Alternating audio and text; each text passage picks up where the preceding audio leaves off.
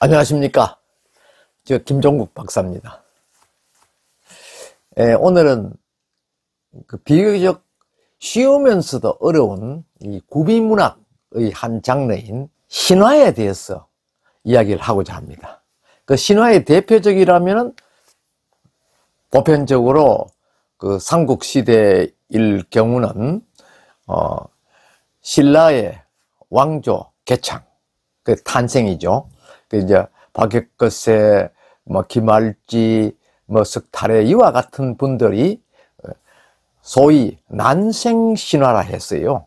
아래서 태어났다, 이런 그 전승되는 기록이 있습니다. 그리고 서기 42년부터 역사의 전면에 등장하면서 가락국의 국왕이신 김수로 왕과 육가야의 등장에서도 역시 아리란 존재가 등장하게 되죠. 그래서 흔히들 이 김수로 대왕의 탄생은 이제 구지가라 해서 그 김해에 있는 구지봉에서 이어지는 하나의 신화입니다. 이 신화는 구지봉이라면은 어딘가 모르게 거북이가 중심이 되어 있죠. 또 가르친다는 뜻도 있고요. 그래서 이 구지봉은 당시 김수로 대왕이 등극하기 이전에는요, 구야국이라 해서 9개의 국왕들이 지배한 그런 부족체의 국가가 있었는데, 이들이 나라를 각각 분리해서 통치하려니까 많은 애로점과 지도력이 필요했다는 것이죠. 그렇게 해서 새로운 지도자를 영입해 온다 하는 그런 의미에서 국왕들이 늘 염원하여 왔던 것이 어느 날 갑자기 이 구지가에 대한 기록은요, 어디서 발달이 되었는지 정확한 기록은 없습니다. 그러나 다만 이런 선사께서 삼국유사를 통해서 이 구지가와 구지봉 또 가락국의 개창을 설명해 두었죠. 그렇게 해서 이 이른바 사국시대가 개막되는 그 신호가 바로 이 구지가를 통해서 이루어졌다 하는 것입니다. 그래서 오늘은 이 구지가의 진실성, 이 구지가는 도대체 무엇인가 하는 것을 고전문학적으로 제가 해설을 한번 해볼 생각으로 제가 이 자리에 섰습니다. 저는 개인적으로 구비문학을 전공하고 또 고전문학 부분에 대해서 깊은 신화와 관계되는 부분에 대해서 오랫동안 공부를 한 그런 사람 중에 한 사람입니다. 그래서 오늘 제가 아는 이 구지가는 과연 어떤 것인가? 이 구지가하고 과연 금간가야국 개창하고 특별한 인연이 있는가 하는 것들에 대해서 설화 형식을 중심으로 해서 알아보는 시간을 갖겠습니다. 구지가라는 것은 잘 아시는 바와 같이 삼국유사에만 기록이 있는데, 삼국유사에 나오는 구지가, 이 구지가는 한마디로 말씀드리면은 거북이라는 존재로 등장시키죠. 거북이는 너무나 잘 아시는 바와 같이 주술적인 의미도 있고 신성한 존재적 의미도 가지고 있습니다. 그리고 때에 따라서는 기원하는 그런 대상의 주 존재로 이렇게 등장하기도 하죠. 그렇게 해서 이 주술적 의미에서는 하나의 무가의 형식을 갖추고 있다는 것입니다. 이제 신성한 존재는 결국 하늘과 땅을 이어주는 그런 전령사 역할을 거북이가 했다는 것입니다. 그런 의미에서 당시 구야국 백성들도 하늘로부터 들려오는 이상한 목소리, 형체는 없고 목소리만 들렸다 하는 것은 어딘가 모르게 멀리서 메아리 치듯 이렇게 구야국 백성들 귀에 들렸다는 것이죠. 그 소리를 따라 가보니까 그곳이 바로 구지봉이었다. 그러니까 구지봉에 가니까 더욱더 큰 목소리로 천상에서 황제로부터 내가 왕이 되라는 그런 명령을 받았다. 그 너희들이 원하는 지도자를 얻고자 하면은 다음과 같은 노래를 불러라 라고 하였다는 것이죠. 그것이 소위 이제 구지가의 그 발단 단계입니다. 거기에 보면 구야 구야, 그 당시는 거부가라고 했는지 구야라고 했는지는 몰라도 여하튼 지금의 언어로 표시하면은 구야라고, 거부가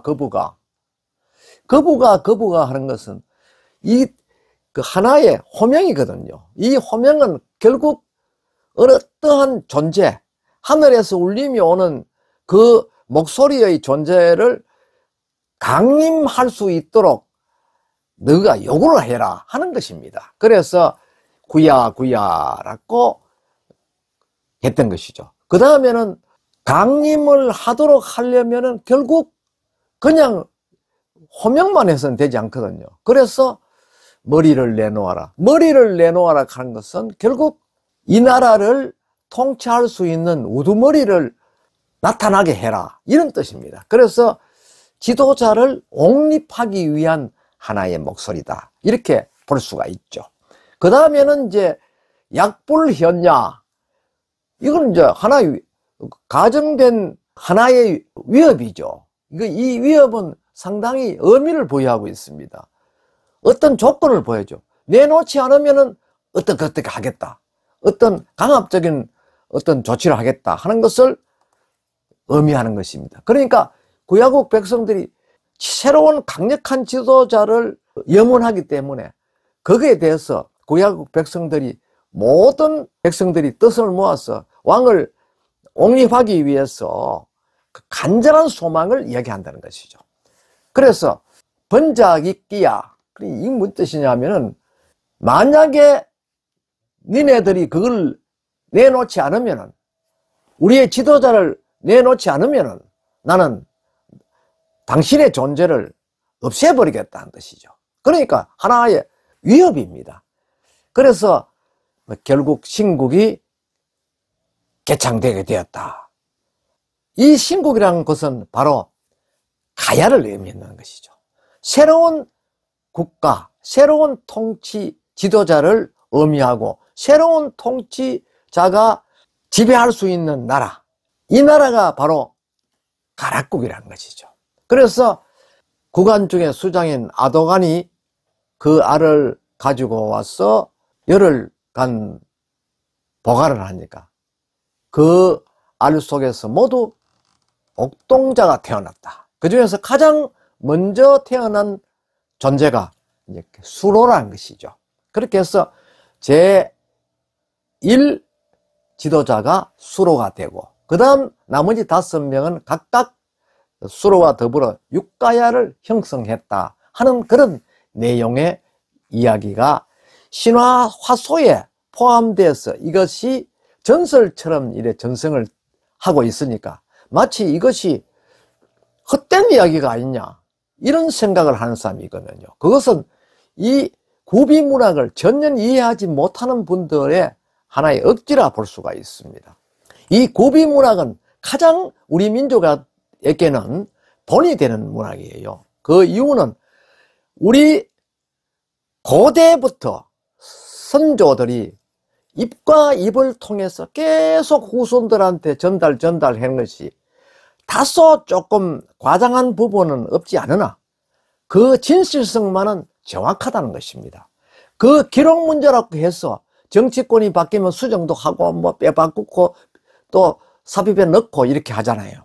그런데 이 구전은 근본 기둥만은 변화가 없고 그 옆에서 쉬쉬하는 용어만 조금 과장된다든지 축소된다든지 왜곡될 가능성이 없지 않다는 것입니다. 그런 의미에서 오히려 기록문헌보다는 이 구전문학이 훨씬 더 신빙성을 내포하고 있다. 이렇게들 많이 학자들 간에는 그 이야기를 하고 있죠. 그렇게 해서 이번에 이 구지가 역시 그런 유형의 가요다, 가사다, 뭐 이런 식으로 이해하시면 될 것 같고, 여기에서 강력한 지도자는 앞에서 말씀드린 바와 같이 수로왕, 이 수로왕의 강림을 국왕들이 원했다는 것입니다. 이것을 종합적으로 평가를 하면은 현재까지 존재하는 집단 무효, 즉 춤과 노래, 서사,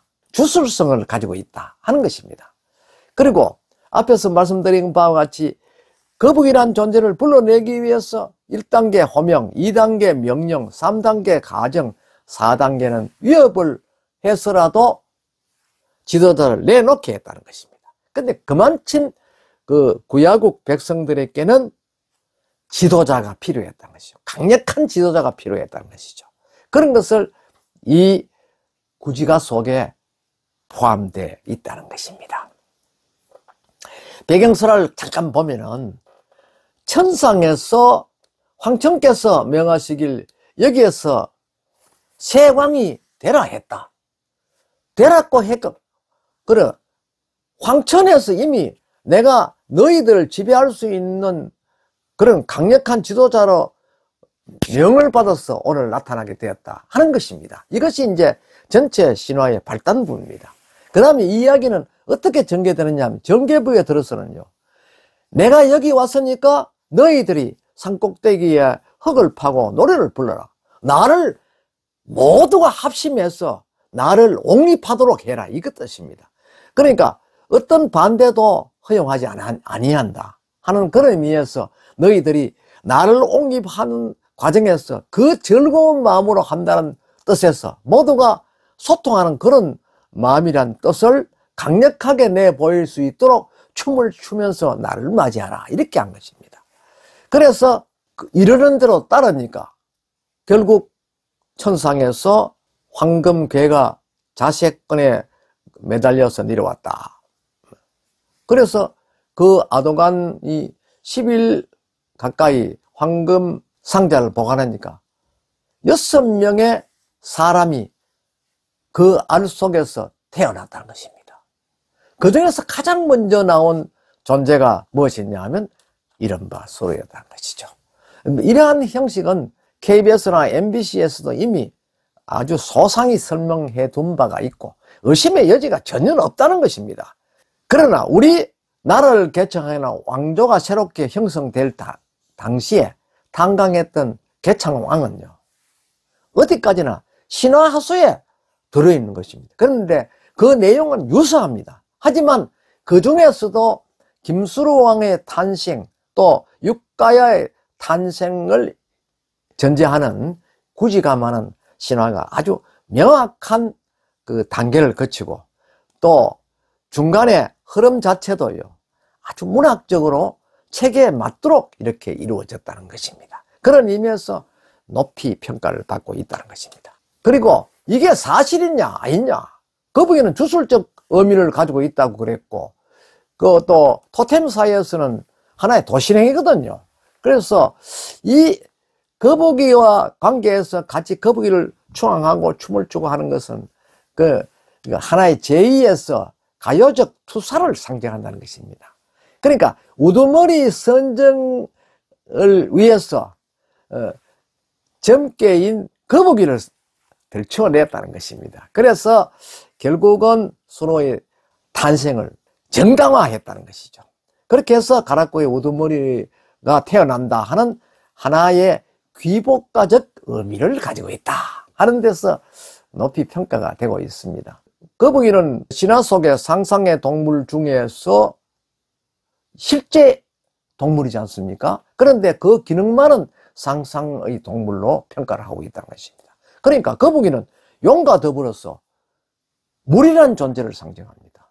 그러니까 농경사회에서는 강력한 힘을 가진, 그 파워를 가진 그런 존재라는 것이죠. 용, 거북이, 해태, 이와 같은 존재는 이름만 다를 뿐 모두가 물을 관장하고 그 자체가 물이라는 것입니다.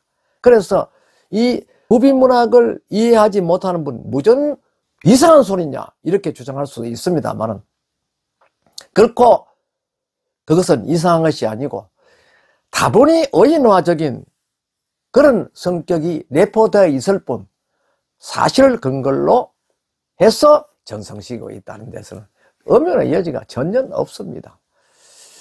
그래서 이 거북이를 우리가 속성을 간단히 살펴보면 인내하는 것, 지혜를 가진 것, 또 자신을 보호하는 것, 또 변화에 적응을 잘하는 그러한 존재로 나타나고 있죠. 그래서 거북이는 우리 그 인간과의 관계에서 여러 가지 메시지를 전달하는 전령사적인 그런 존재로 지금까지 되도록 전성되어 오고 있다는 것입니다. 그런 의미에서 거북이가 우리 신화에는 용 못지않게 아주 강력하게 등장되는 그러한 존재이지요. 이 난생 신화는요, 결국 사람이 알에서 태어났다 하는 것이죠. 어쨌든 뭐 알을 낳고 난 뒤에 태어난 경우도 있고, 또 그러니까 다시 말하면 어머니를 알고 어머니가 누군데 어머니가 알을 낳아서 그 알 속에서 옥동자가 태어나서 왕이 되었다 하는 것도 있고, 느닷없이 하늘에서 내려와서 어떤 또 새로운 그를 보호하는 존재가 그 세상에 아우르니까 결국 그 일대의 백성들이 그것을 알고 현장에 가보니 백마가 하늘 높이 우렁차게 소리를 치고 그 아래 보니까 눈부시는 알이 있더라 하는 그러한 신화가 있는가 하면은, 또 어떤 큰 닭이 알을 품고 있더라 하는 그런 내용도 있고, 여러 가지 형태로 이렇게 나타나고 있습니다. 그래서 이 난생 신화는 곧 알이 나오는 그 자연이 어머니입니다. 그래서 어머니 품에서 탄생할 수 있는 그런 존재다, 이렇게 분석이 되고 있죠. 그래서 저희들이 이 구비문학, 특히 저 경우는 이제 설화를 전공했습니다만, 설화를 공부하는 사람들은 이것을 아주 과학적으로 풀어내기 위해서 무던히 애를 쓰고 있습니다. 그래서 대부분 우리 선조들이 수많은 외침을 받고 이렇게 지내왔잖아요. 그러니까 그냥 기록을 해서는 도저히 안 되니까 구절을 통해서 이렇게 전성시켜 온 것입니다. 이것이 또 그대로 구절으로 직선으로 이 전성시키면은 후대에 가서 또 다른 반대파가 있으면 위협을 초래할 수 있거든요. 그렇게 해서 사람이란 존재에서 의인화시킨 동물로 등장시키기도 하고 또 무생물로 등장시키기도 하고 해서 마치 전설처럼 이렇게 전승을 시켜오게 된 것이고, 또 그렇게 이해를 하고 왔죠. 그런데 우리 선조들은 대대로 살아오면서도 이를 부정하는 경우는 전혀 없다는 것입니다. 이 과학 문명과는 좀 차별화되죠. 그러니까 근대에 와서는 산업화가 되고 이제 과학 문명이 발달하니까 이거는 말도 안 되는 이야기다 하는 그런 이야기를 하지만, 그 깊은 속내에서는 바로 우리 조상이 직접 전해주는 말을 직접 이 시대에 와서 다시 전해주고 있다는 뜻으로 받아들여야 한다는 점에서 아주 과학적인 그런 학문일 수도 있다는 점입니다. 그래서 오늘 PPT를 통해서 제가 메모했는 부분을 읽어보시고, 나라를 새롭게 연 분, 또 그 당시에 지도자로 태어난 분들의 이야기가 이렇게 신화 속에 들어있었구나 하는 것을 한 번 더 이해해 주시고 인식을 가졌으면 고맙겠습니다. 예, 이해해 주셔서 감사합니다.